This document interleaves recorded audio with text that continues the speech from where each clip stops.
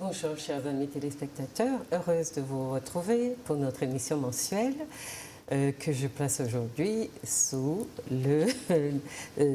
sous la poésie ou sous qu'est-ce qu'on dirait, sous l'égide de la poésie. Vous voyez, en début d'émission, j'ai un trou. Bon, j'espère qu'il n'y en aura pas d'autres. Je suis contente en tout cas de vous retrouver et d'autant plus que j'ai deux invités pour vous introduire dans cet univers que vous connaissez probablement déjà. J'en avais un troisième qui était M. Éric Pézot, que vous connaissez parce qu'il produit beaucoup, il a été beaucoup primé, plusieurs de ses recueils de poésie ont été primés, mais Éric a perdu sa mère et l'enterrement a lieu aujourd'hui. Nous lui adressons nos sincères condoléances et regrettons qu'il ne soit pas avec nous, mais ce ne sera que partie remise parce que je vais trouver l'opportunité de l'inviter et pour vous le faire découvrir peut-être sous d'autres angles, parce que vous l'avez vu en soirée littéraire très souvent. Voilà. Donc aujourd'hui, j'ai le très grand plaisir de vous présenter les deux autres qui sont là, qui nous font l'honneur, le plaisir d'être là avec nous pour nous parler de leurs œuvres. Mais j'en ai choisi une pour chacun parce qu'on ne pourra pas parler de tout. Et ce sont deux ouvrages qui sont pour l'une un texte, ou l'une de mes l'invité au féminin, un texte qui n'est pas un poème au sens propre du terme, mais qui est un texte poétique, et pour l'autre, l'invité masculin, c'est un livre de poèmes qui se décline en tant que tel. Voilà. Donc, je vais vous les présenter, mais avant, je veux juste vous dire que si vous avez à faire remonter des observations, des demandes ou des remarques, etc., ou si vous voulez, après avoir vu l'émission, toucher les invités, leur adresser des messages, mais vous passez par la rédaction, le standard, et on saura vous donner les références de ces personnes. Voilà. Et donc, on va commencer cet après-midi. Et pour ceux qui la regardent ce soir, le soir, qui la regarderont en rediffusion le soir, je vous souhaite donc beaucoup de plaisir avec nos invités. Et surtout, comme nous sommes dans un genre qui n'est pas, j'espère, pas trop lourd, je vous souhaite de vous laisser aller et d'écouter avec plaisir parce que nous aurons des poètes qui vont nous parler, nous décliner leurs messages sur un ton moins grave peut-être que les autres invités que j'ai l'habitude. Voilà. Alors, donc je reçois Madame Sakarabani Christiane. Bonsoir Christiane. Bonsoir Madame. Et puis Monsieur Patrick Bernard, qui est connu.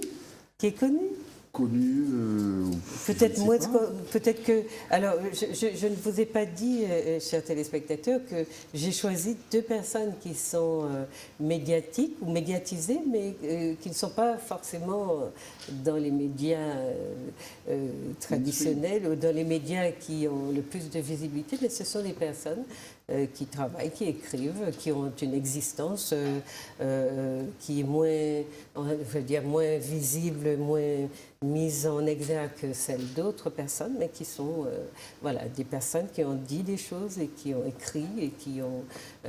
donc, Monsieur Patrick Bernard, par exemple, vous êtes aussi musicien, d'après ce que je comprends. Donc oui, j'ai cette chance d'être à la fois poète, essayiste, mais aussi auteur-compositeur. Donc, mais en fait, ça reste toujours dans le même ordre, celui de l'inspiration. Et puis, c'est des domaines qui sont si proches, puisqu'on parle de musicalité des mots. Donc, nous restons dans le cadre de la musique. Donc, oui, c'est un monde qui s'enrichit. D'accord. Donc, c'est la poésie en musique et en texte. Donc, ce ne sont pas des univers clos et séparés. Donc, voilà, vous aurez à entendre ça. Et Madame Sakarabani, vous voulez nous dire deux mots sur... vous vous présentez aux téléspectateurs. J'ai coutume de dire que je n'entre pas dans la vie des gens, mais si les gens ont envie, dans leur présentation de soi, de dire des choses qu'ils pensent importantes, qu'ils le fassent. Alors, voilà, dites-nous ce que vous avez envie de nous dire sur qui vous êtes. Je suis Christiane Sakarabani, originaire de la Martinique, de ce pays. Je suis née à Trinité. J'ai grandi à Trinité, je suis allée à l'école à Trinité, et puis un beau jour je suis partie, et puis aussi un beau jour je suis revenue. Voilà. Et vous êtes partie pourquoi? Alors je suis partie parce que il fallait aller travailler, il fallait gagner sa vie, donc je suis partie travailler. J'ai fait plein de petites choses, mais mon véritable métier, j'étais militaire de carrière, voilà. Et après cela, j'étais agent de l'INSEE. Et maintenant, je suis à la retraite. Alors, je ne sais pas si c'est bien de parler du travail quand on est à la retraite. Mais oui, c'est ça. Ben, elle vous a bien dit qu'elle était militaire de carrière, hein, c'est ça. Exactement. Voilà, on voit une petite dame, voilà, très douce, très enveloppée, comme ça, et qui nous dit qu'elle était militaire de carrière, et du coup, ça casse un peu l'image du militaire. Mais heureusement, parce que oui, ça adoucit un petit peu le profil. Vous êtes resté combien de temps militaire? Alors, j'ai fait 15 ans d'armée, donc une petite carrière, on va dire. Bon, mais je m'étais dit, si un jour je me marie et que j'ai des enfants, je ferai une toute petite carrière, parce que c'est important pour moi, dans la mesure où on a des enfants, d'être auprès de ces enfants et de les élever, de les éduquer, de les accompagner un petit peu sur ce chemin qu'est la vie. Et donc, c'est ce que j'ai fait. Je me suis mariée entre-temps. Et quelques temps après, j'ai eu des enfants. Et donc, une parole est une parole. La parole de l'homme vaut l'homme. Et donc, je me suis dit, j'avais dit 15 ans, petite carrière avec enfants. Et bien, c'est ce que j'ai fait. Au bout de 15 ans, je me suis arrêtée. Ma fille aînée avait 9 ans. Et donc, c'était l'âge où il fallait vraiment l'accompagner et être avec elle. Et donc, j'ai eu 2 filles. J'ai 2 filles de soleil qui sont dans ma vie et que j'aime énormément. Et donc, je les ai accompagnées pendant longtemps, toute leur période scolaire, universitaire. Et seulement après, un jour, je me disais que la retraite, en fait, on devrait la voir quand on a 60 ans. Parce que quand on est jeune, on a envie de savourer la vie. Et donc, à 35 ans, je crois, j'étais déjà à la retraite. Retraitée, voilà. De gens particuliers. Voilà. On retient ça. Voilà.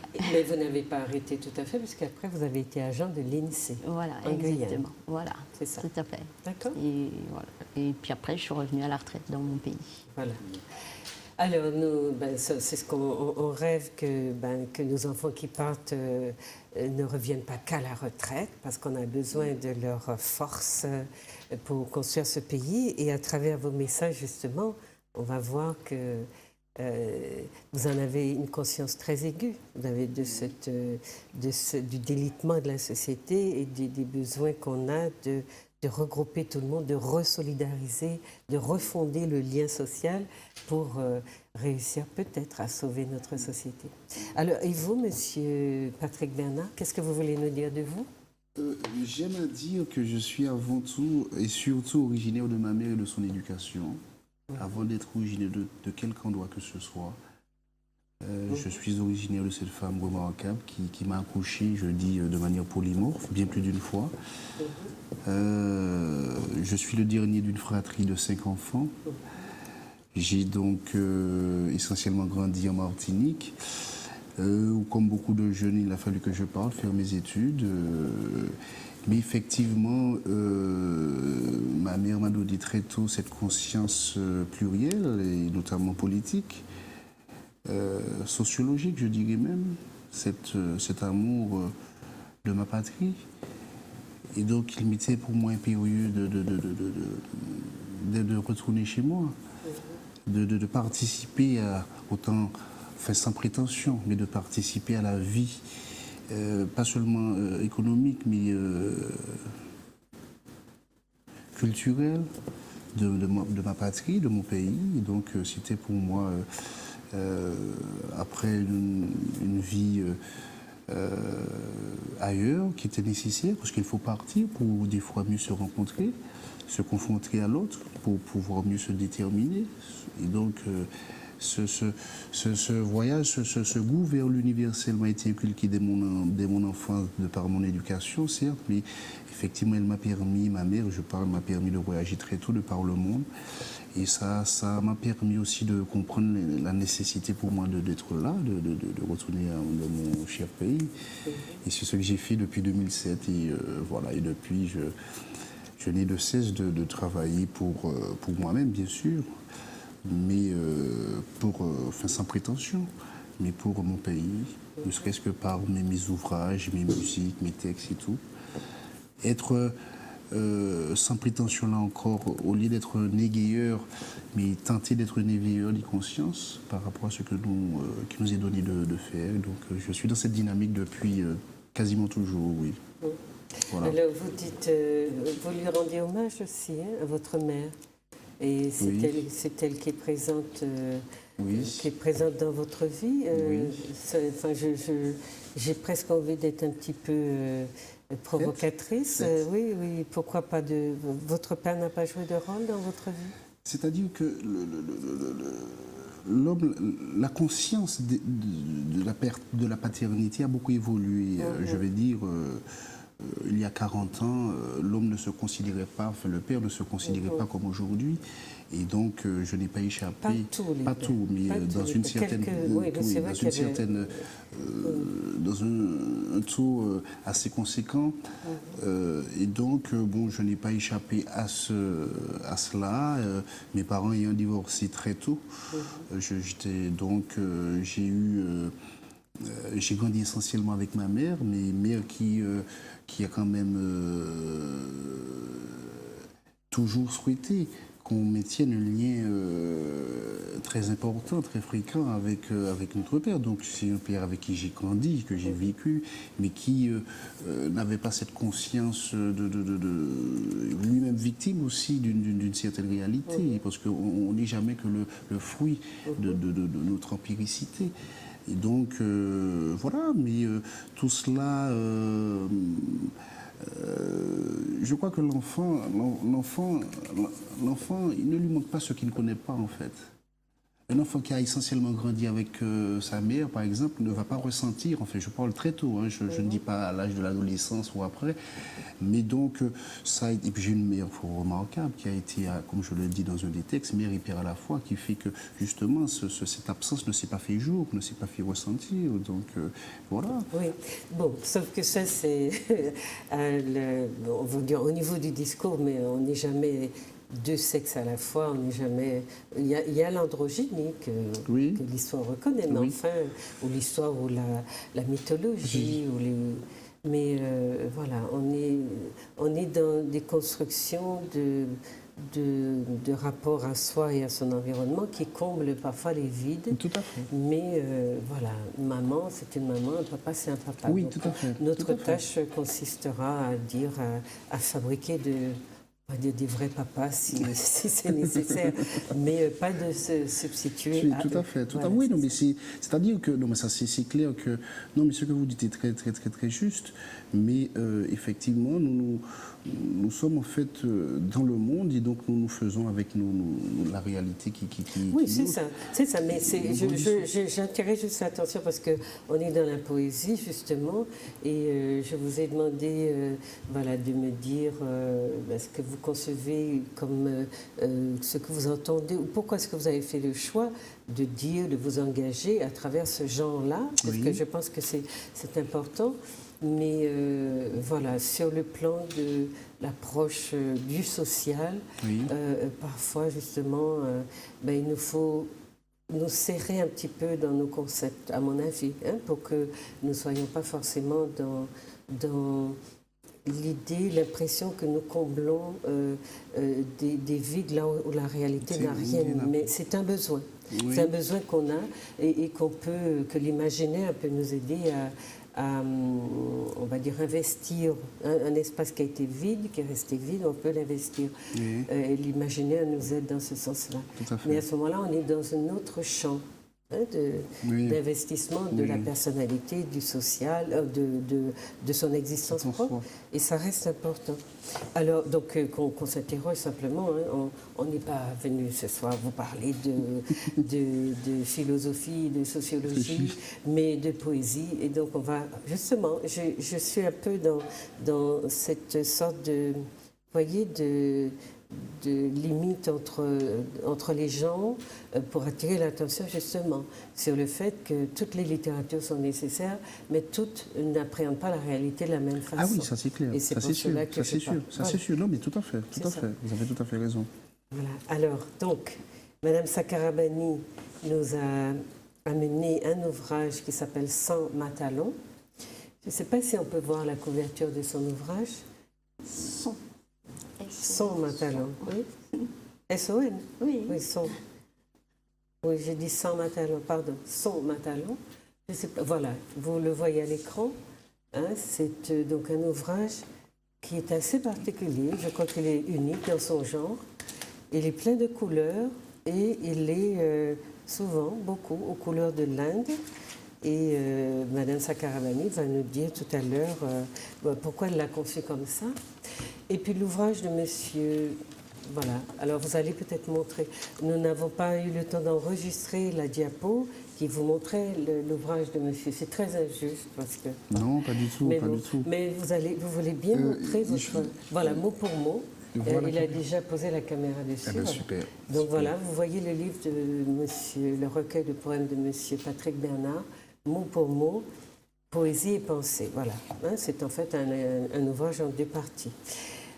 Alors, vous me permettez, je commence par oui, Madame, faites. Madame Sakarabani, vous voulez bien nous dire, d'abord, c'est un genre, enfin, c'est peut-être moi qui ai parlé de votre ouvrage comme d'un poème lyrico-politique.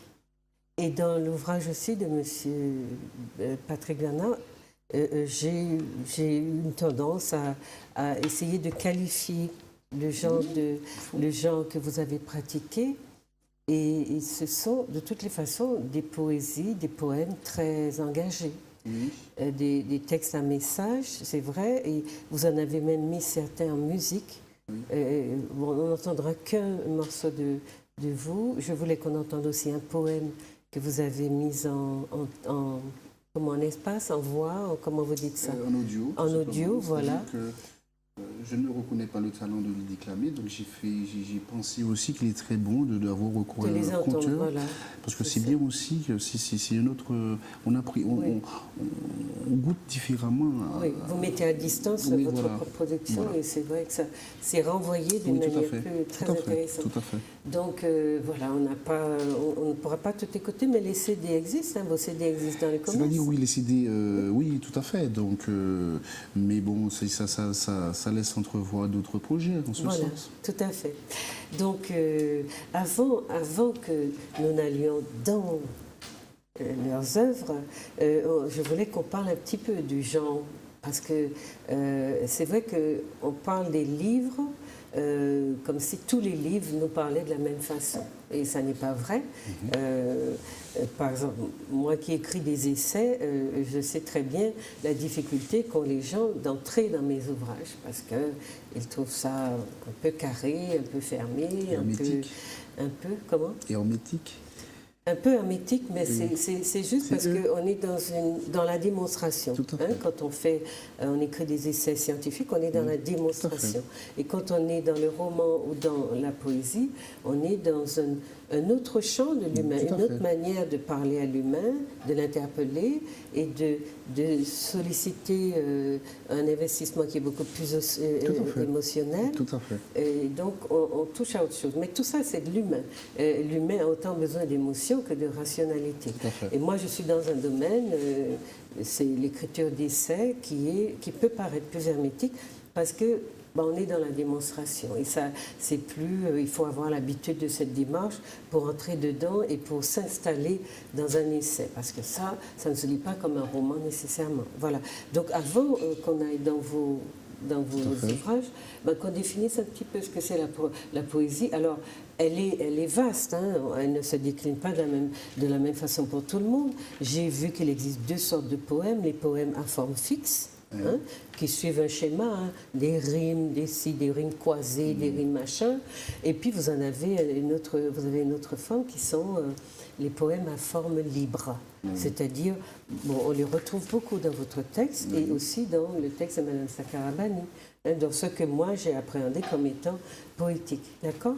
Alors comment est-ce que vous l'avez conçu, votre poésie Je laisse... Déjà, la définition même de la poésie, c'est vrai qu'on en trouve dans le dico une définition propre entre guillemets. Mais moi, j'ai ma propre définition de la poésie. Je crois qu'elle est tellement vaste qu'on ne pourrait pas lui donner une définition. Ça, c'est moi, avec mon originalité. Elle est tellement vaste. C'est un grand champ à moissonner. Et elle est tellement forte dans sa diversité aussi. Parce que la poésie, c'est elle qui nous rencontre. Ce n'est pas nous qui rencontrons, en tout cas, je le crois. Ce n'est pas nous qui rencontrons la poésie, mais c'est la poésie qui vient à notre rencontre. Elle se fait par l'écoute, elle se fait par l'observation, elle se fait dans le silence. J'ai envie de dire que la poésie, elle est prière, elle est humilité, elle est noblesse, elle est guérison. Elle est d'une telle humilité qu'elle crée.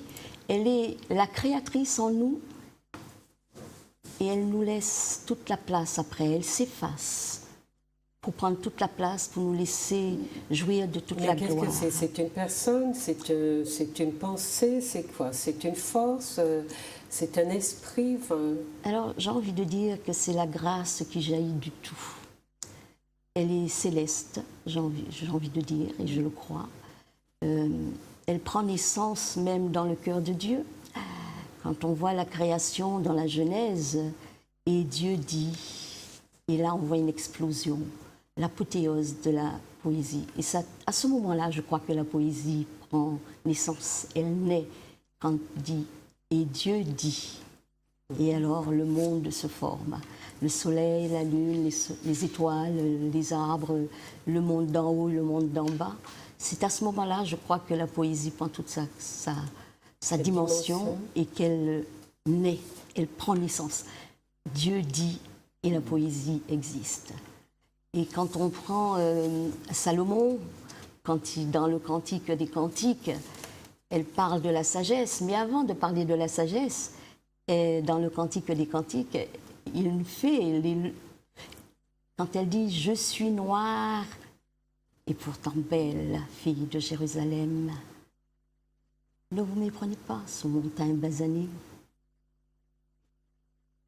C'est pas Salomon, j'ai envie de dire, qui parle. Il parle, mais c'est quelqu'un d'autre qui doit lui parler. Parce que c'est une femme. Il dit « Je suis belle, fille de Jérusalem. Je suis noire et pourtant belle, fille de Jérusalem. » Donc la poésie s'adresse à Salomon dans ces termes-là. Et j'ai envie de dire, elle dit « Je suis noire ». La poésie serait-elle noire?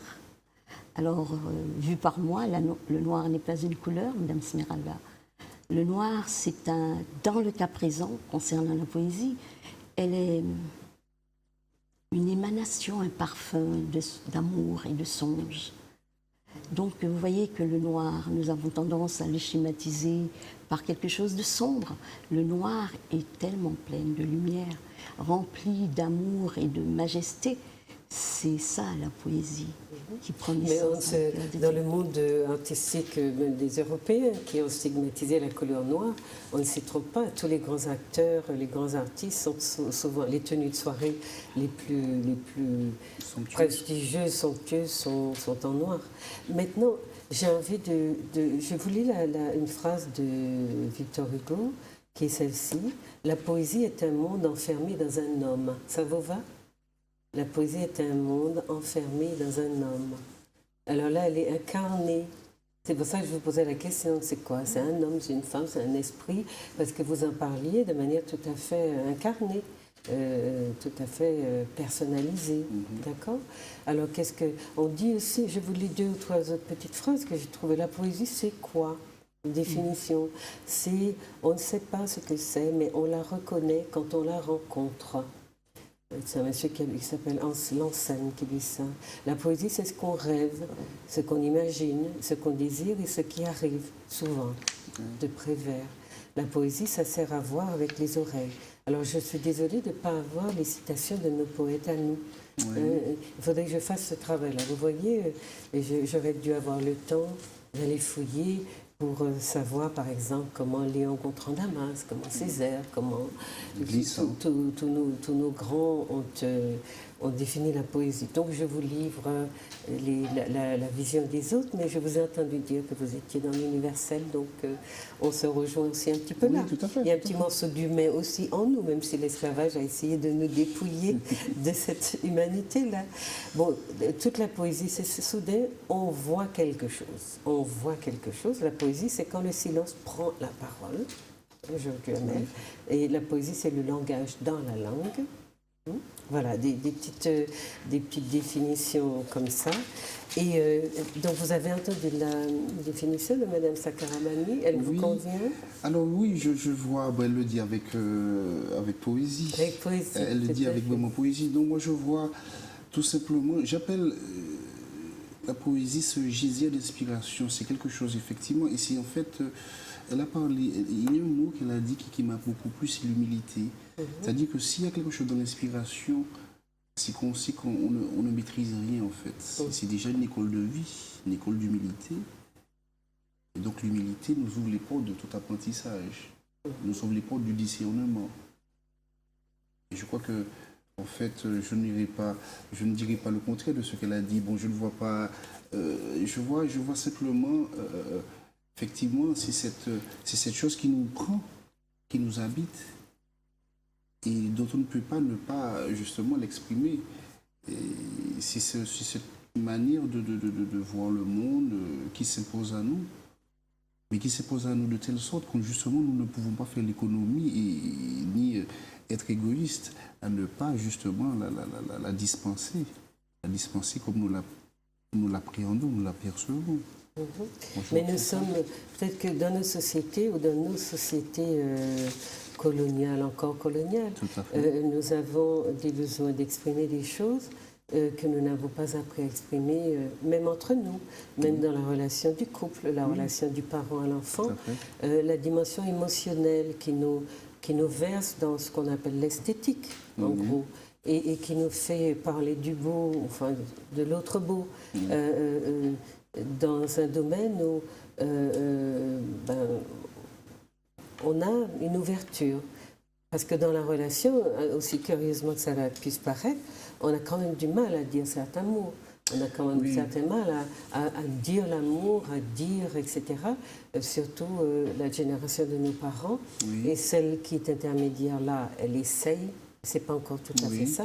Et on sent que, donc il y a cette envie. Je pense que c'est aussi l'une des raisons qui fait que beaucoup de gens, du simple quidam aux intellectuels, passent par ce genre littéraire parce qu'il y a un besoin, comme vous le disiez, d'exprimer, on va dire, des sentiments fondamentaux que la vie d'esclave et coloniale que nous avons ne nous a pas permis d'exprimer. Tout à fait. Non, mais c'est tout à fait cela. C'est tout à fait cela.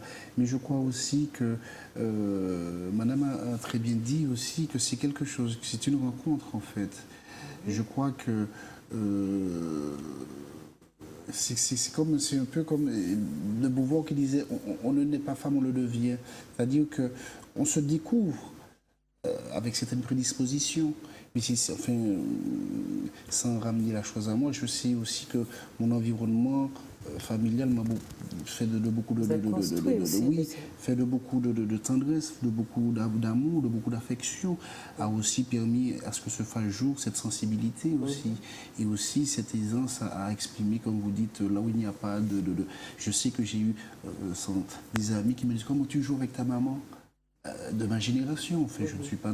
Je veux dire que aussi notre environnement nous construit, nous prédispose, je pense, à telle ou telle chose. Et c'est vrai que très tôt, j'ai eu ce réflexe de mettre en mots mes états d'âme, parce que j'ai eu cette possibilité, cette ouverture, cette prédisposition environnementale, s'il m'est donné de m'exprimer ainsi, de le faire.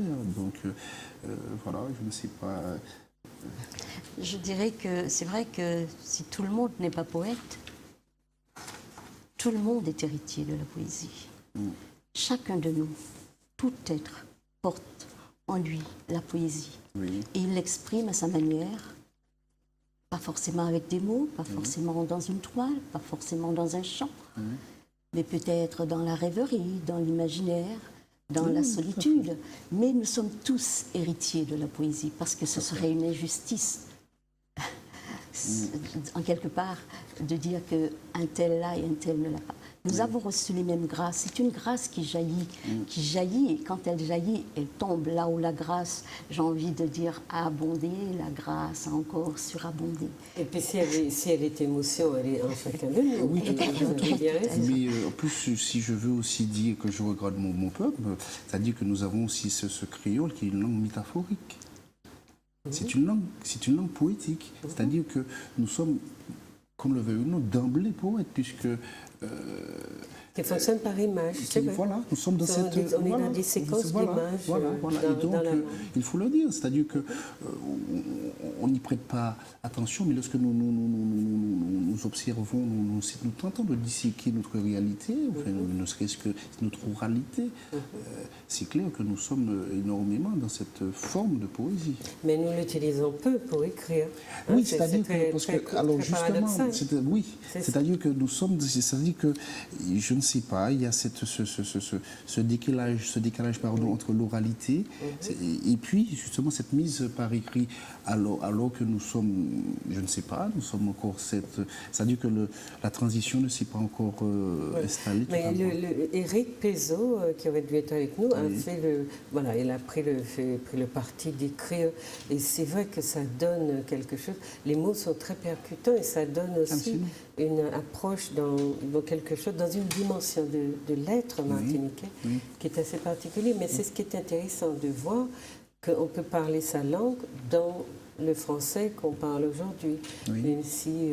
alors, j'ai vu... Et moi, excusez-moi, en fait, juste, je parle de résistance inconsciente. Lorsqu'on parle de créolisme, je dis souvent alors bien sûr, le commun aime se moquer un peu des formes de créolisme, mais moi j'y vois une forme de résistance inconsciente justement à ce colonialisme. Et donc justement, c'est une manière de domestiquer justement de lutter et de même vaincre tout cet héritage colonial. Et c'est vrai que nous avons cette dimension aussi en nous de forte résistance qui n'est pas encore appréciée, mais le créolisme, c'est cette domestication, c'est se faire nôtre ce qui nous a été imposé. Mais faire nôtre, c'est justement, c'est l'approprier. Et puis le créolisme, c'est l'appréciation extérieure. Vous n'êtes jamais dans du créolisme quand vous parlez votre langue. Ce sont les autres qui décident, qui fixent les normes et qui vous... Voilà. Mais juste avant de redonner la parole à Mme Sakarabani, c'était juste pour rentrer. J'ai trouvé deux idées intéressantes dans ce qu'on appelle la poésie, pour essayer de la situer en tant que genre littéraire, au-delà du fait qu'elle nous parle à chacun de nous, quelle est émotion, donc, et que nous sommes, lorsque nous sommes dans cette écriture-là, nous sommes dans la transmission de messages qui sont tout à fait subjectifs, mais comment dire, qui se reflètent peut-être, ou qui sont des messages qui sont ressentis par les autres et qui se lisent ou qui se reconnaissent dans ce qui est dit. Alors c'est tout à fait, on parle à l'être, mais dans une dimension qu'on a pris l'habitude de considérer comme n'étant pas rationnelle. Puisqu'on a souvent dans les civilisations occidentales opposer l'émotion à la raison. Donc l'émotion rationnelle. Et de ce fait-là, on a créé des genres littéraires pour chaque catégorie de pensée, etc. Donc ça, c'est intéressant qu'on comprenne parce que nous avons peut-être eu moins vite accès à l'écriture scientifique, mais chez nous, on a toujours écrit depuis très longtemps, depuis qu'on n'est plus privé d'école, etc., on a écrit. Donc, ce que je veux juste pour les téléspectateurs lire donc un petit extrait que j'ai trouvé intéressant. Donc la poésie est un genre littéraire très ancien, aux formes variées, hein, on l'a vu, écrite soit en vers, soit en prose, et vous avez utilisé plutôt la prose. Et donc c'est un peu un poème roman, donc c'est de la prose, donc il privilégie l'expressivité de la forme, les mots disant plus qu'eux-mêmes par leur choix, sens et sonorité, et leur agencement, rythme, métrique, figure de style, etc.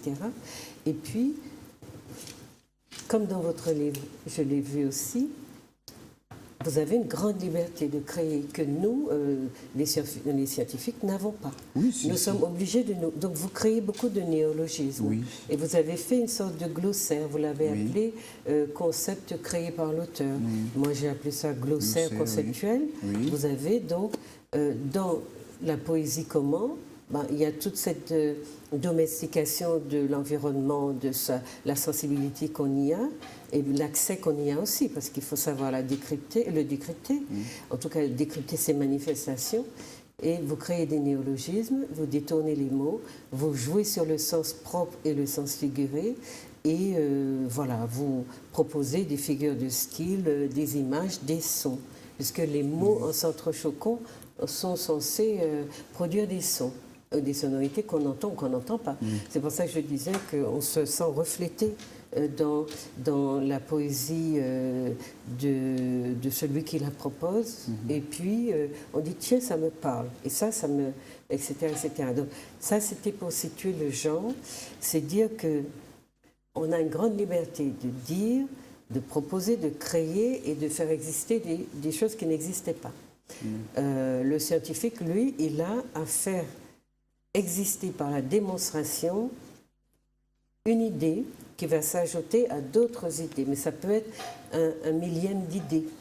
Voilà, tandis que le poète, il peut décider qu'il se crée un monde, il peut se créer un monde et il peut le donner à lire comme il est, sans être contesté sur la méthode qu'il va utiliser. Ce n'est pas le cas du scientifique. Ça veut dire que le scientifique est beaucoup plus à l'étroit dans son vêtement, dans son genre, dans son art, et forcément, il est soumis à une critique qui est beaucoup plus rigoureuse, parce que là, il y a un enjeu qui est d'une autre nature, sur lequel on ne doit pas discuter aujourd'hui, mais c'était juste pour vous dire, quand vous parlez ou quand vous évoquez de la littérature, c'est important que vous sachiez voilà, dans quel genre vous êtes, parce que ça nous permet de maîtriser aussi notre réalité d'une manière beaucoup plus, on va dire, différenciée. On n'est pas dans le tout entier qu'on bloque, on est dans quelque chose de différencié, mais on sait faire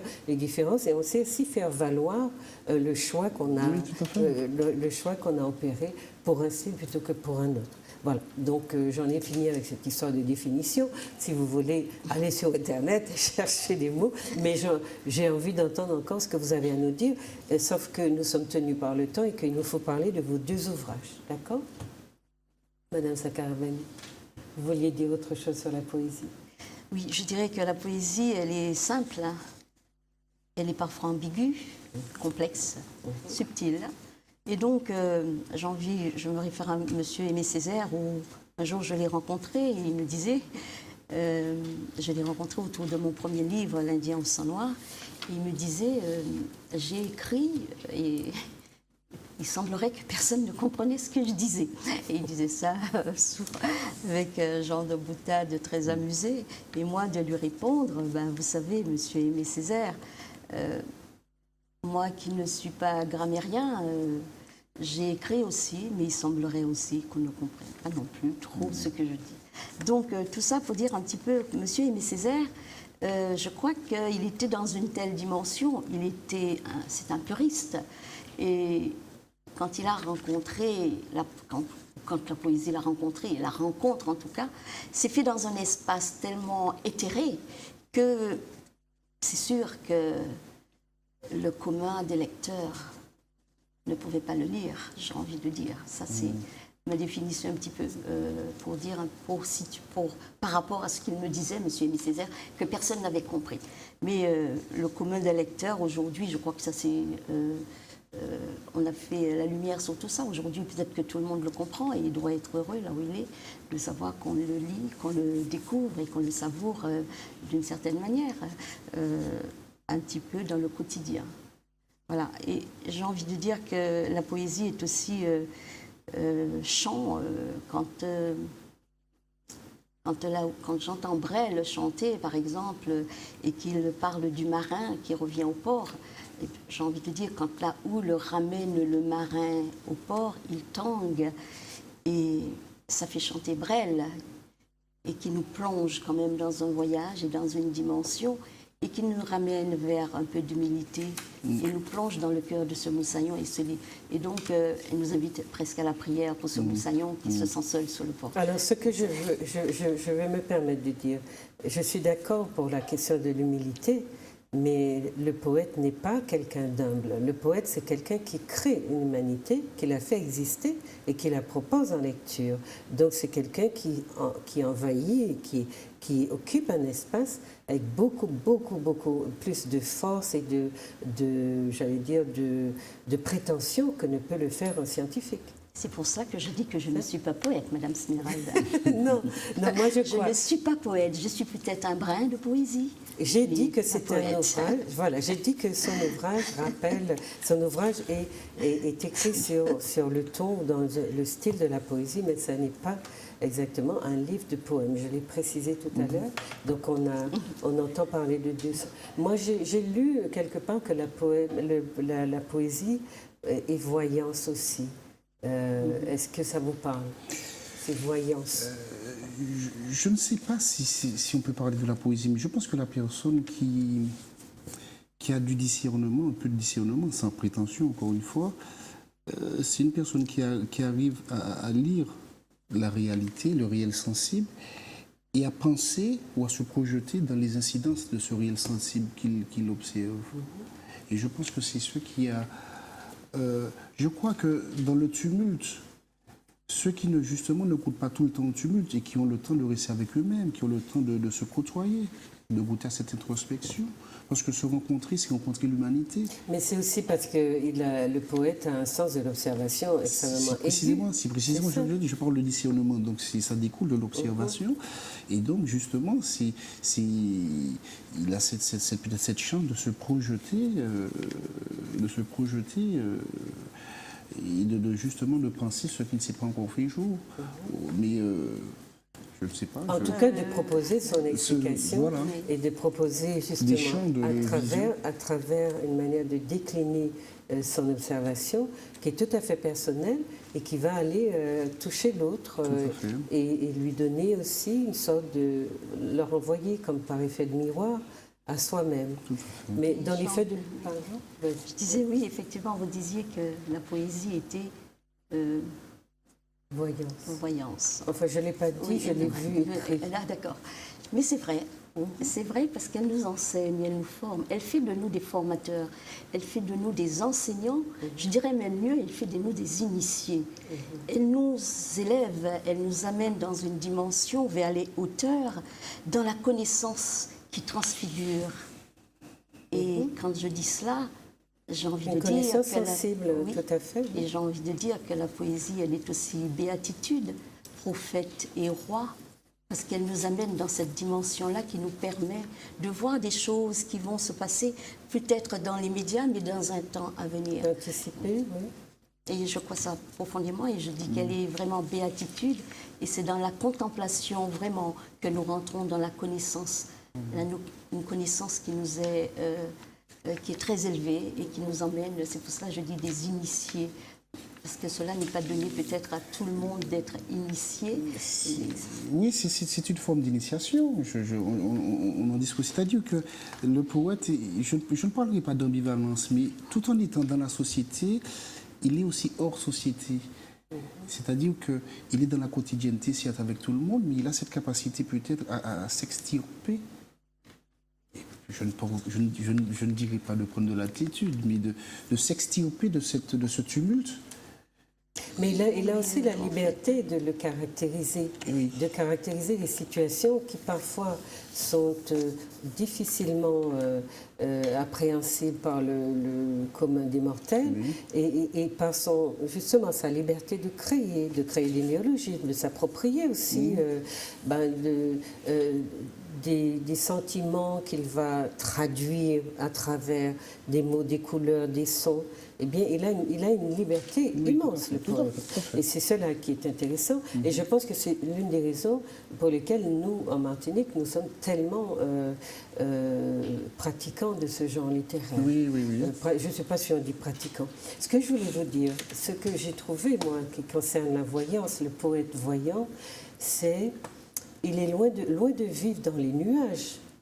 Il est plus près que personne de la réalité. C'est ce qui est dit, hein? Et je pense que c'est, voilà, ça n'est pas dit sans raison. Sa conscience des choses qui l'entourent est plus vive que chez la moyenne des autres hommes. Les grands poètes ont tous interrogé dans leurs œuvres la vie et aussi la mort, ce qui a conduit la plupart d'entre eux à parler de voyance.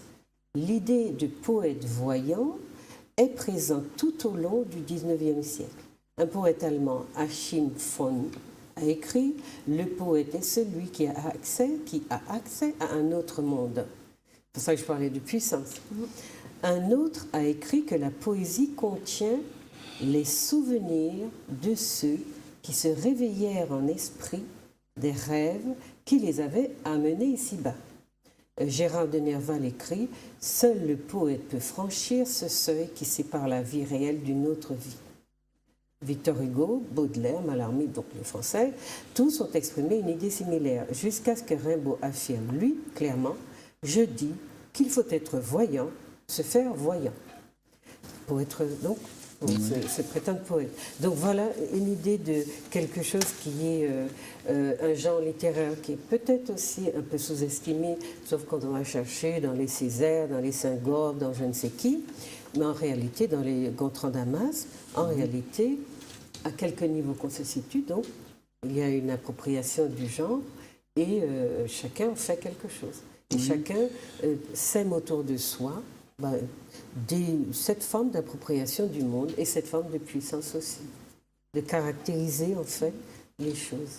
Je crois que ce qu'on peut reconnaître, comme vous le disiez si bien, hein, c'est cette possibilité de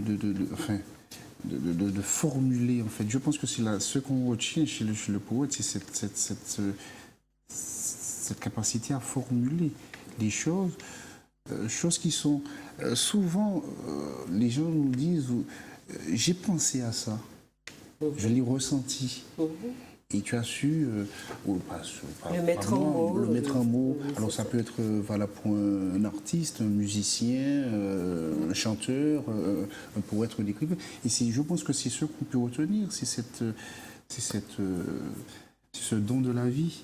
De pouvoir justement formuler, mettre des mots sur des sensations.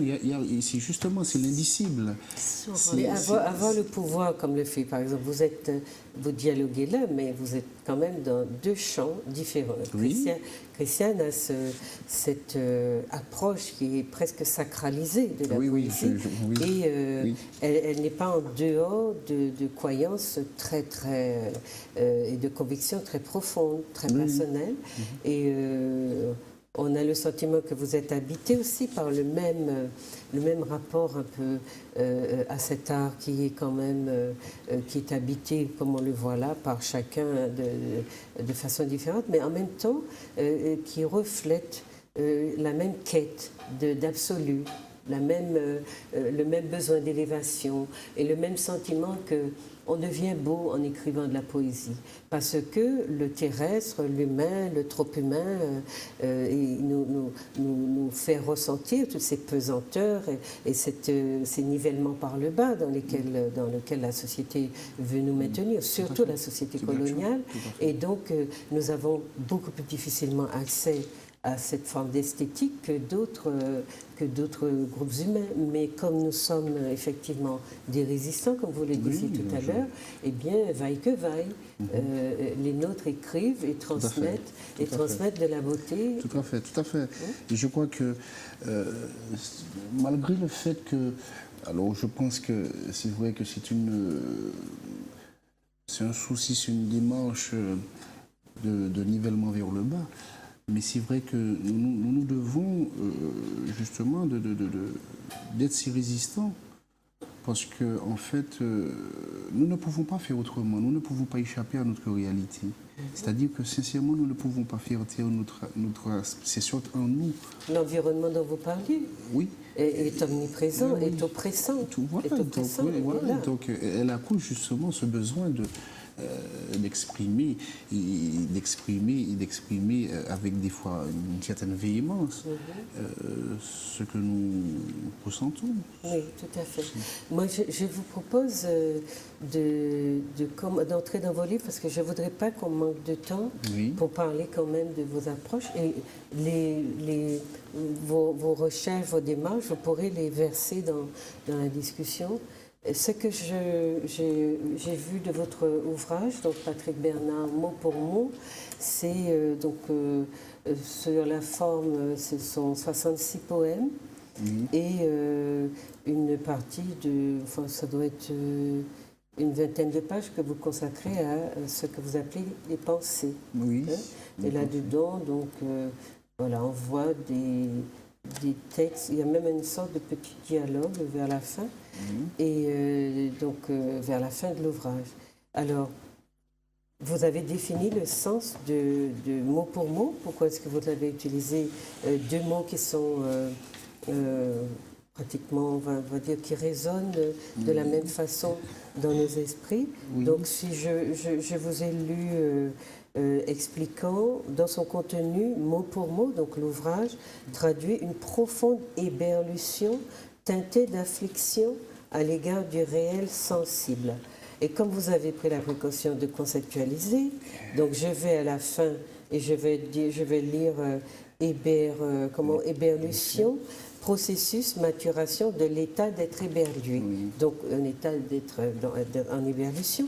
Et là, 2 pages plus loin, vous dites, mot pour mot, nous suggère de ne pas désespérer de l'espoir, de renoncer au renoncement.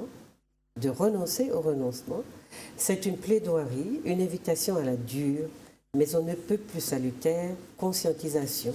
Donc la couleur est donnée. Vous expliquez, voilà, pourquoi est-ce que c'est quoi mot pour mot, pourquoi on écrit ça. Donc ce ne sont pas des idées lancées à la volée, mais que vous avez pris la précaution d'enfermer quand même dans un cadre. Et ce cadre-là, c'est celui donc d'expliquer une société en dérade, on va dire en dérive aussi. On est dans les mêmes représentations de la réalité. Et puis, donc, à la page 99 aussi, je vous vois dire dans un poème quelque chose qui me paraît aussi intéressant pour la définition de mot pour mot. Donc, Ultime plaidoirie, c'est votre dernier poème. Page 99. Après, ce sont donc les pensées. Vous dites, donc c'est clamé, une foule de mots pour calmer la houle des mots, M-A-U-X, donc une foule de mots O-T-S, pour calmer la houle des mots A-U-X, c'est penser des mots O-T-S, pour penser les mots AUX. Donc c'est voilà le projet.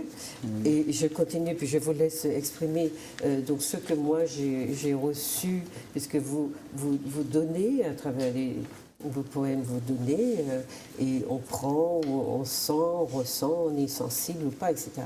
Donc dans les thèmes abordés, moi j'en ai repéré, ceux qui sont récurrents. Monde déshumanisé, vous dites l'homme se meurt dans les hommes, l'homme se meurt dans les hommes, à la page 17, l'homme se meurt dans les hommes, il y a comme un cri d'alarme qui est lancé et on le voit tout le temps, et on a la même idée à la page 52, où vous dites Il n'y a pas de valeurs qui tiennent. Course déraisonnée à la matérialité. Vous parlez du mal qui se fait bien quand on a des biens. L'intégrité est tombée en rade. L'humanité, sans compter, se brade. Ils se fréquentent en fonction de leur fond. Malheureusement, non pour ce qu'ils sont, mais ce qu'ils... attendez, j'ai mis mon poste. Ça se vend impunément au plus offrant.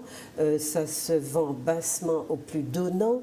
Et ça s'appelle, ce poème s'intitule Société de prostituées, où on voit que vous êtes dans un regard, mais justement, vous posez sur votre société un regard très critique, perçant, mais qui est teinté probablement d'une certaine souffrance, puisque on voit que vous regrettez ou vous déplorez les gradations du lien social, de la perte des valeurs, etc. Tout à fait.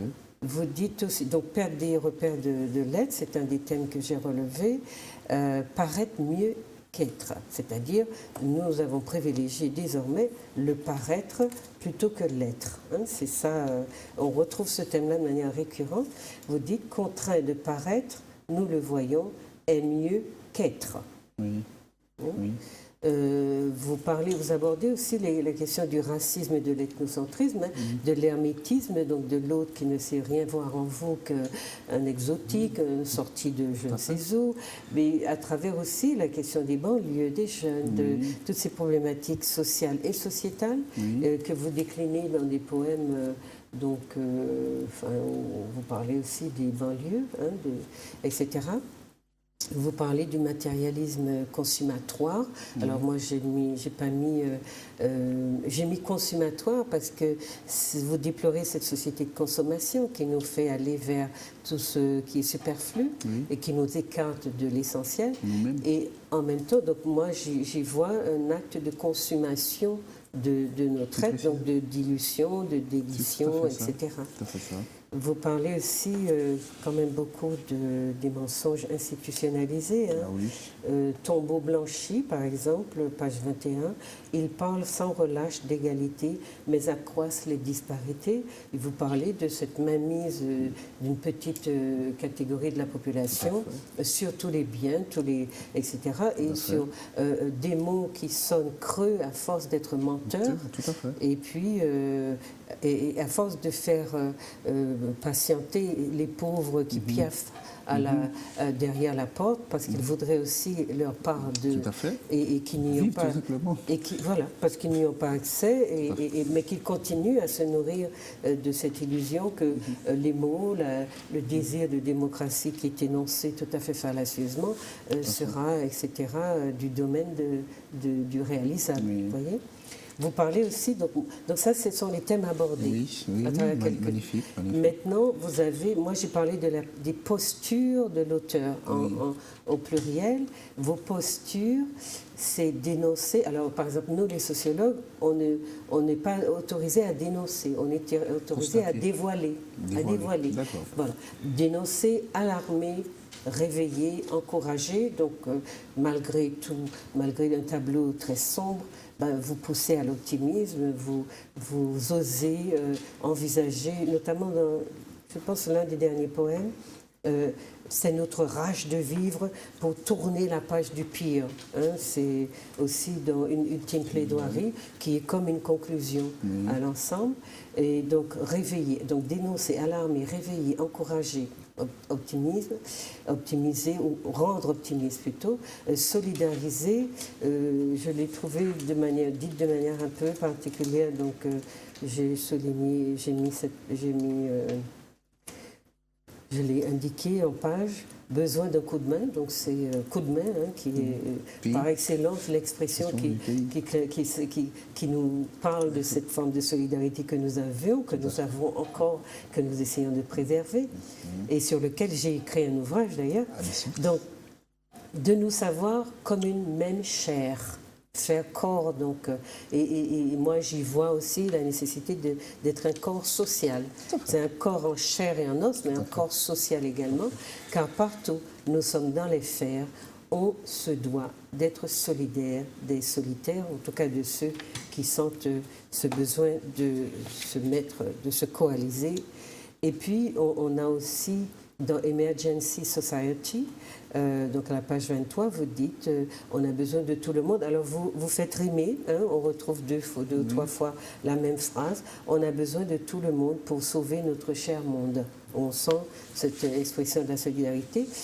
Toujours dans les postures, conscientiser, revendiquer, introspection ou introspecter. Donc quand vous dites, par exemple à la page 12, vous le dites, vous annoncez la couleur en disant très, de manière que je trouve très poétique justement, cette introspection, donc c'est le livre, hein, l'ouvrage, cette introspection qui meuble ma quotidienneté. Introspection qui meuble ma quotidienneté, c'est-à-dire que vous nous dites que vous êtes constamment dans le regard, l'observation, la restitution, puisque le poème est la restitution de cette observation. Et dans ce sens-là, le poète est aussi sociologue. Parce que son travail consiste à... Alors, ce que vous dites, introspection, donc être dans un état propice à la conscientisation, c'est une contemplation active, une sorte de maturation réflexive, une sorte de réalisation méditative, une sorte d'initiation contemplative, c'est penser sa pratique et pratiquer sa pensée, ce qui serait une aubaine dans notre société, et notamment dans la société démocratique qui prétend à l'égalité et qui ne pratique que les inégalités, comme vous le disiez tout à l'heure, car on ne devient que ce que l'on se fait. Et puis la fermeté, c'est-à-dire, au-delà de tout ça, de toutes ces dérives, vous dites que vous comprenez, mais vous êtes ferme dans votre posture de dire qu'il faut se reprendre. Il faut se reprendre en main et il faut que la société, que nous donnions une chance à la société. Et puis vous êtes, pour finir, dans la projection d'une esthétique du futur, ce que j'ai appelé une esthétique du futur, parce que, à la page 40 par exemple, eh bien, vous dites encore combien de générations, c'est le titre du poème, encore combien de générations, hein, qui vont, jusqu'à quand allons-nous nous transmettre cette forme de malédiction, en fait, de l'histoire des pesanteurs et du nègre qui est au bas de l'échelle sociale et de tout ça, toutes ces pesanteurs. Et vous dites, génération se pose à nous une question, quand prendrons-nous cette décision changeant vraiment notre condition, initions l'opération de cette mutation, prenons un autre cap pour direction, condition du bonheur des générations. Donc, c'est ce que moi j'ai appelé projection dans le futur. Et puis, je ne sais pas, est-ce que Christiane vous ferait le plaisir de lire votre poème Ultime plaidoirie, qui était, parce que Christiane a la voix, le ton, pour ça, c'est la conclusion. Mais après, vous allez vous exprimer, puis on va passer à l'ouvrage de Mme Sakarven. Tout à fait. Voilà. Ultime plaidoirie, Christiane. Le bleu de notre ciel tourne au vert, nous disant l'ampleur de notre misère. Ressentez l'appel des vers de ces vers qui nous invitent vers d'autres sphères. Ça a tout l'air d'une ultime requête qui nous suggère de relever la tête. Ça ressemble à un dernier rempart pour ne pas désespérer de l'espoir. C'est comme une pierre à l'édifice pour éviter la misère du précipice. Pour vous, cette ultime plaidoirie qui a le goût d'une odeur de vie, c'est notre rage de vivre. Pour tourner la page du pire, c'est clamer une foule de mots pour calmer la houle des mots. C'est penser des mots pour penser des mots. Merci. Vous voyez qu'elle l'a lu avec beaucoup plus de ferveur que je n'aurais su le faire. Mais voilà, je ne sais pas, Christiane, vous pourrez vous exprimer sur ça, mais il y avait un poème de vous qu'on aurait pu entendre en audio qui s'appelle L'actuelle situation. Et bon, malheureusement, je n'ai pas pu, on n'a pas pu celle qui s'en occupe n'était pas là, donc vous l'avez aussi mise en poème. et c'était vous déplorez nos pertes de valeur, etc. Et puis vous aviez aussi à la page 42 un texte qui s'appelle Mémoire que je trouvais qui nous parlait, et je vous demande de nous le lire si vous voulez. Voilà. Mémoire. Histoire de moment pour un moment d'histoire. Sur les rives noires de notre histoire, tel un rempart s'amarre la mémoire. On ouvre les tiroirs de notre histoire, boîte noire de césure noire. Mémoire de ces temps obscurs, mémoire de tant de meurtrissures. Ces blessures marquées du sceau de l'indicible, avec mesure, ne peuvent ployer dans l'inaudible. Voilà. Qu'est-ce que vous nous disiez là? C'est-à-dire que je crois que je trouve qu'il y a une certaine indécence de vouloir hiérarchiser certains mots. Des fois, on entend trop, on fait état de trop, et des fois, on nous demande d'oublier. Je trouve que c'est quand même indécent. C'est vraiment pérenniser cette atrocité. Et donc, j'invite justement, je parle de boîte noire, c'est-à-dire c'est cette mémoire de ces moments qui ne sauraient être oubliés. Et je dis aussi que ça ne saurait ployer dans l'inaudible, c'est-à-dire qu'on ne peut pas ne pas en parler. Donc, bien sûr, on ne va pas devenir esclave de l'esclavage, comme l'a dit si bien Frantz Fanon, c'est pas mais que... il faut qu'on nous restitue notre oui, histoire. tout à fait, tout à fait. C'est précisément ce que je dis. Et donc, il était pour moi impérieux de le dire. En plus de mots, on n'a pas besoin de 50 000 choses, mais il fallait le dire. Il fallait le dire. Et donc vous évoquez la concurrence des mémoires, oui, tout à fait. Mais vous évoquez également le viol de la mémoire, tout à fait, puisque l'histoire qui est la vôtre, à laquelle vous avez droit, elle vous est refusée. Tout à fait. La question de la mémoire est d'ailleurs tout à fait d'actualité. Et n'oubliez pas, chers téléspectateurs, que nous sommes dans la décennie des personnes d'ascendance africaine décrétée par l'ONU, et que vous avez à demander à votre pays, à vos élus, à la France, de vous restituer cette histoire, puisque l'ONU a conçu justement cette décennie en prenant en compte le fait que, bien sûr, sur l'action de personnalités du monde noir, mais parce que cette histoire n'est pas enseignée, et les Noirs sont, c'est vrai, occupent le bas de l'échelle dans toutes les sociétés, et ça c'est inadmissible, puisqu'ils apportent aussi leur contribution à la construction de l'humanité. Voilà. Donc toutes les ressources qui sont collectivement produites, ils ne sont pas les premiers bénéficiaires. Voilà.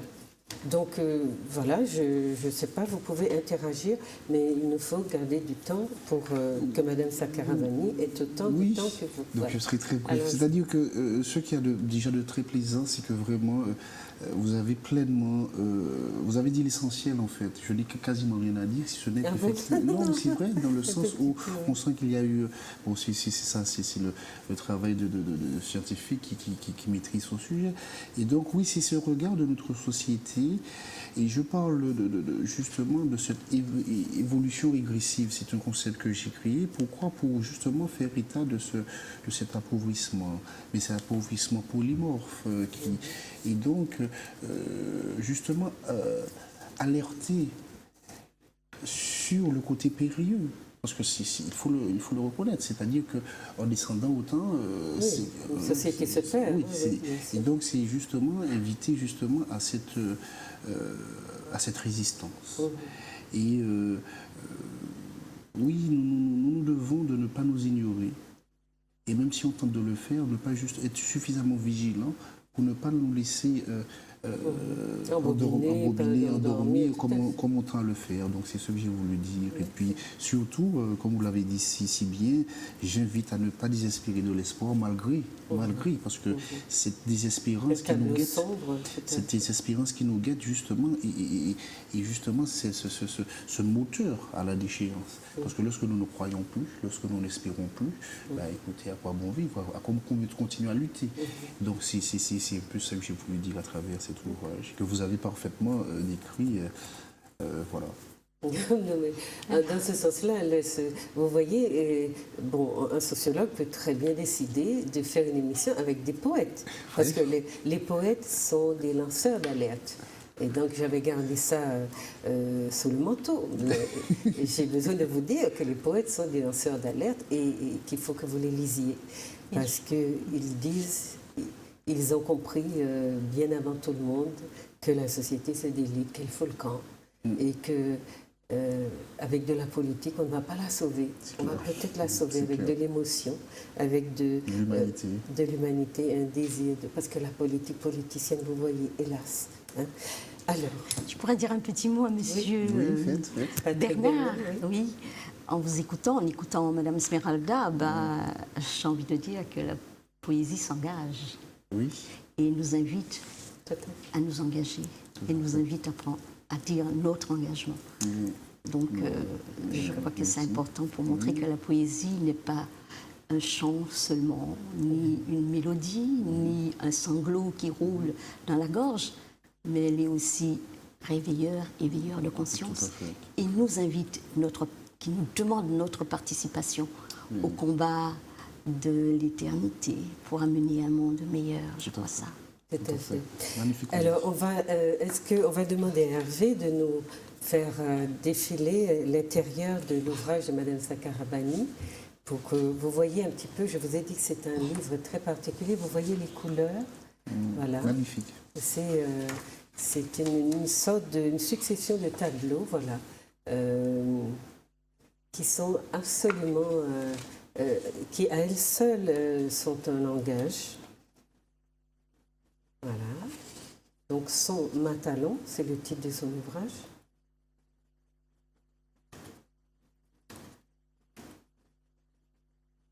Voilà, donc tout le livre est fait de cette manière-là. Toutes les pages ont une empreinte, un dessin, un message, une fleur, quelque chose qui est donc la traduction de la mémoire des ancêtres de l'Inde dissident. Un ressenti ou une manière de dire son Inde à soi, son indianité à soi, qui est absolument original. Et c'est pour cela que je vous ai dit que ce n'est pas un recueil de poèmes, mais le livre est un poème, est un long poème. Voilà. Donc c'est pour cela. J'ai oublié de dire aussi que vous avez cela de commun, que vous êtes tous les deux, vous avez rencontré M. Césaire, que vous avez tous les deux un autographe d'Aimé Césaire. D'accord. Bon, alors qu'est-ce que vous voulez nous dire? Pourquoi est-ce que vous avez écrit? Moi j'avais eu le privilège de présenter à une soirée littéraire, enfin une soirée autour de vos livres, ce que j'avais appelé un poème lyrico-politique, une ode à l'épopée indienne de Lillette Martinique, puisque vous l'appeliez comme ça, une ode revendicatrice, douce, amère et triomphale tout à la fois. C'est pour ça que je dis que le poète est puissant et impérieux. Un positionnement sans triomphalisme en hommage aux ancêtres, une revendication de l'indianité dissident à l'attention de tous les accapareurs. Personne à part lui ne peut raconter son histoire. Une résistance à l'oubli qui grignote inexorablement les mémoires d'ancêtres qui ne sont pas morts. Un dévouement transgénérationnel de gardiennes de la mémoire des ancêtres qui ont contribué à la construction de cet incident. Une vigilance contre l'histoire revue et corrigée, contre les oublis sélectifs. J'ai envie de dire, écrit-elle, qu'ils m'ont choisi, les ancêtres, pour rapiécer cette couleur de mémoire jusqu'à-là bannie dans la toile des îles sucrières, ce qui a pour effet de désenclaver, dégager l'histoire et lui permettre de reprendre sa course dans le temps. Elle le dit à la page 9. Une ode, donc son livre, c'est encore une ode en hommage à l'histoire libérée, un sentiment de satisfaction du devoir accompli, l'ancêtre libéré s'envole vers le ciel, le visage rempli de rire, et la poétesse vigilante s'affirme, fière d'être ce qu'elle est, petite pierre vivante au service de l'humanité. Petite pour être grande, mourir à soi pour renaître dans les autres, une revendication de droit et de justice. Nul ne mérite d'être oublié dans la grande fresque humaine tissée par l'histoire. Au creux des écrits douceurs, des vérités cinglantes, qui règlent leur compte aux tyrans et aux assassins qui règnent en despotes sur le monde, mais qui tomberont un jour, car ils finissent toujours par tomber. L'œuvre comporte donc 53 pages, dont 47 se consacrent au dire poético-politique.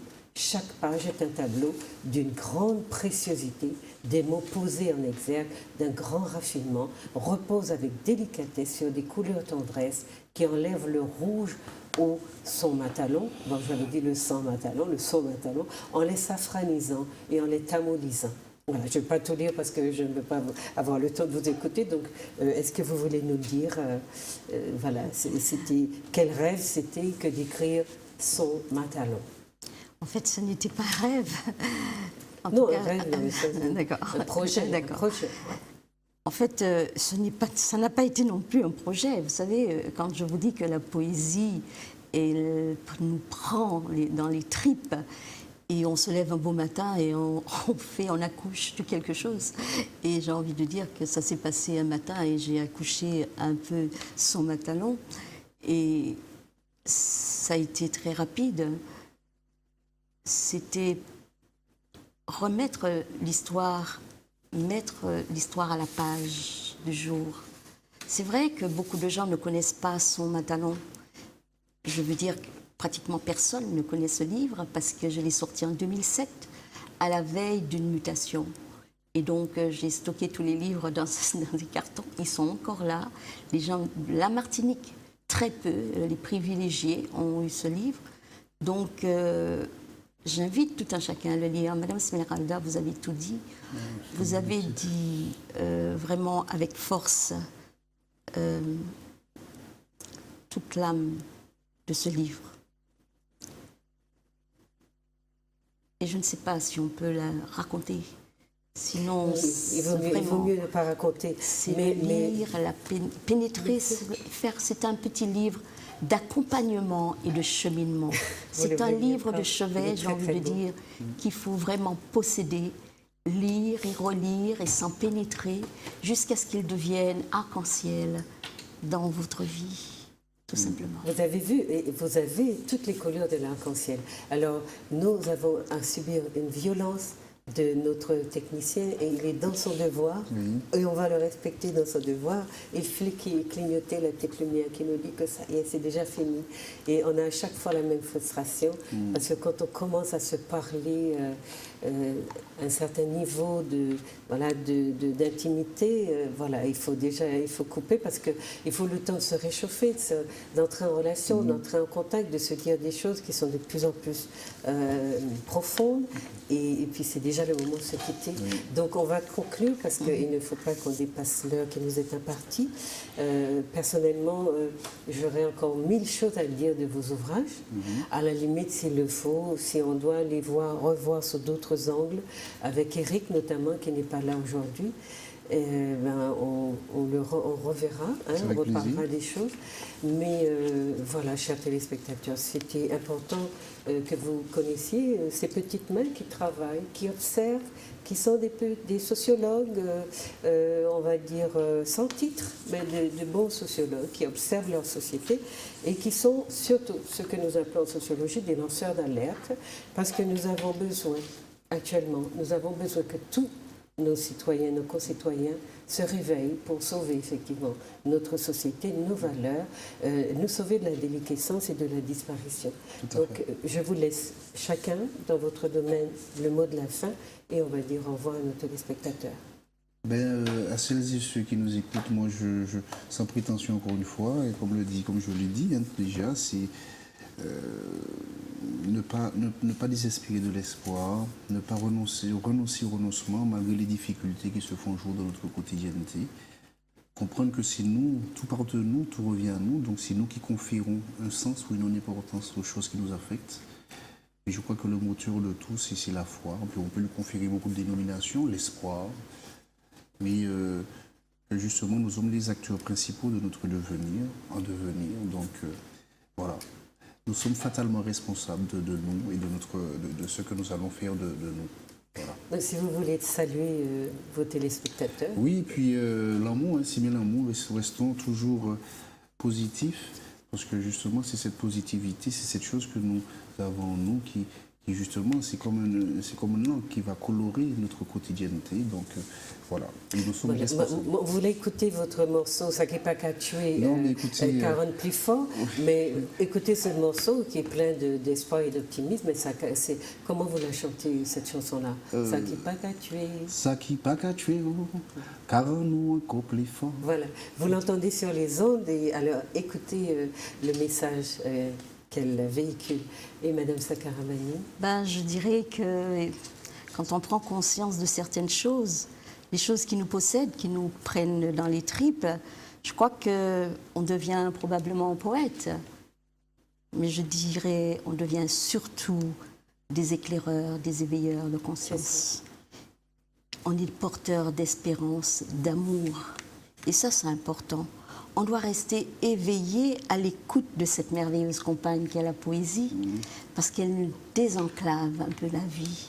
Super. Et elle nous remplit vraiment de son chant d'amour pour faire de nous des êtres meilleurs. Et des êtres humains qu'on a cherché à priver de leur humanité. Donc on va revendiquer cette humanité et on va effectivement donc regarder la poésie pour ce qu'elle est, comme genre et comme dans son œuvre de réinvestissement, de dignité, d'humanité et puis d'espoir, puisque nous sommes une société qui n'a jamais cessé de rebondir, qui est résiliente. Mais souvent,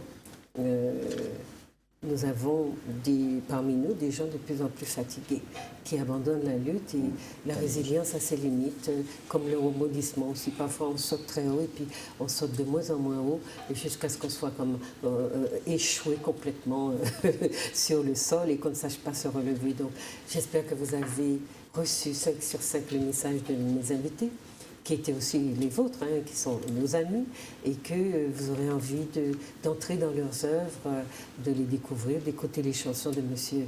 Patrick Bernard et d'aller rencontrer Mme Sakaramani dans les soirées qu'elle donne, puisqu'elle est invitée aussi. Vous voyez, ce sont des petites personnes que vous ne voyez pas, mais qui sont très puissantes. Merci de nous avoir écoutés, puis bon après-midi, bonne soirée. Au revoir. Au revoir. Au revoir.